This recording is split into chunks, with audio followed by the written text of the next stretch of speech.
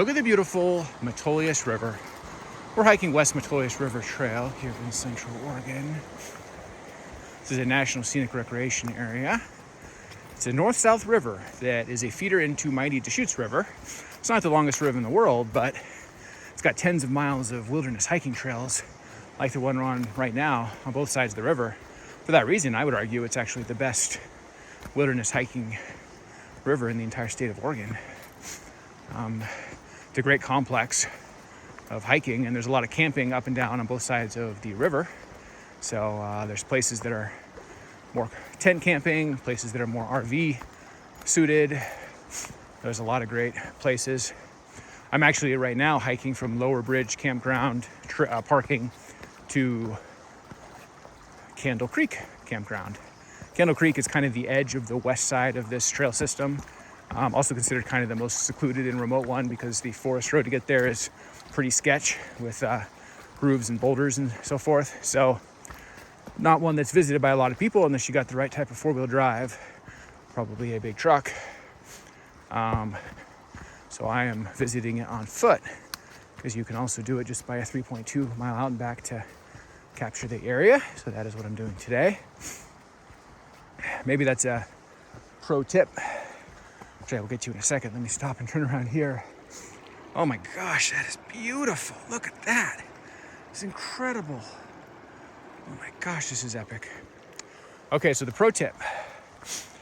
Think outside the box. So let's say there's an area you want to experience, but you check and the road is sketch. You got some crazy forest road that is right next to a big cliff, or is, it's one way next to a big cliff and you're a little sketched out about driving it, or maybe one like Candle Creek I'm going to today where it's just a bad road. And you're like, well, I drive XYZ car and I don't want to risk hurting my car just to go there. It's not worth it. Well, that's a perfectly reasonable assessment. I make that as well. But that doesn't mean that you can't go there. It just means you can't drive there. So I like to think outside the box, and it's pretty simple on today. Just park at Lower Bridge and hike 3.2 miles and you get to see the whole area without driving up there. So I've found in a lot of states, a lot of hikes I've designed that you got the most popular trailhead, and then people will say in all trails and other places like, terrible road, huge potholes, my car got stuck, and that kind of stuff. And you'll be like, shoot, that's not good. But a lot of times, if you really are smart about it, you'll see that there's another trailhead in the area, and you can just park at a different trailhead and not even do that sketch road and just hike a little longer and get to it anyway. So that's actually a pretty common occurrence I found. So anytime I get a sense that a forest road to a trailhead or a parking lot is just horrible, I almost always just map my own way on foot to get there, and parking at a place that is considered much better, and that generally works. So I talk to a lot of people, and I don't really feel like that's a common mentality, at least from the people I've talked to. So maybe a pro tip: chart your own path. It becomes unfun if your car is going to get stuck or destroyed or towed, or takes a fun adventure and turns it into kind of a nightmare. So you want to avoid that at all costs. So you don't want to be too trepidatious. You got to take a little risk in life to have fun, but also don't want to destroy your car for no reason. So it's a happy medium, a balance.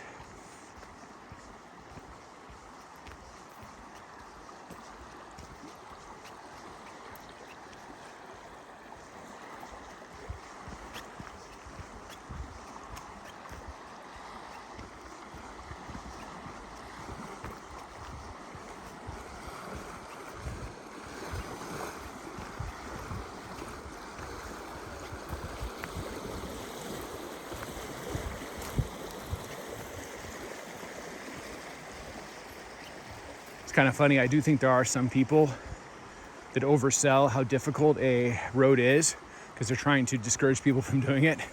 I try not to think in those terms, but I've seen either they just don't have a good frame of reference, or they're kind of upselling the danger because they want to keep it less populated. So I've seen that a few times where I'll read in the All Trails comments like, oh, that road was horrible, it was terrible. And then I'll go do it and it'll be fine. And it'll be like, I don't know what they were talking about. The road was fine. and they were recent comments. It's not like it was paved in that couple week period type thing. So I don't know if that person's just really sheltered and has never been on a bad forest road before, or if they were hamming up the danger to try to scare people away. You never know. But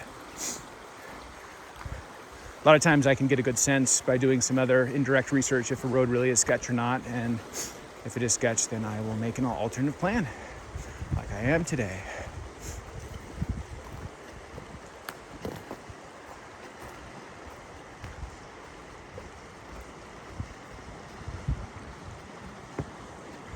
Ooh, here's a little viewpoint area I'll stop and look at. The beautiful Metolius River.